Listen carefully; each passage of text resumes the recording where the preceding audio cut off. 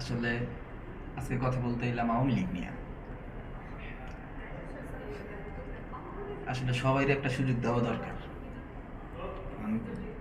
হাসিনা আপা আমাদের, হ্যাঁ 15 বছর সরকারি করে গেছে, দেখে যেন হ্যাঁ আবার চান্স দেওয়া হইতো না, এটা তো আর হয় না।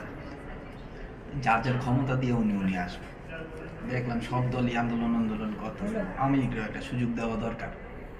ঠিক আছে, তারপরে বলতে গেলে ইউনূস সরকার বর্তমানে যা করতেছে আলহামদুলিল্লাহ যথেষ্ট পরিমাণ ভালো করতেছে। ওনারও 5 বছরের লেগে সুযোগ দেওয়া দরকার। এটা আমরা প্রবাসী হিসেবে মানে যার যার মতামত থেকে বলতেছি, আমার মতামত থেকে আমি বলতেছি আর কি।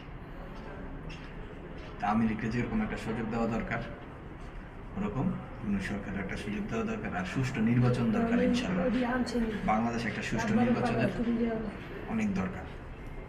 আল্লাহ হাফেজ, ভালো থাকবেন।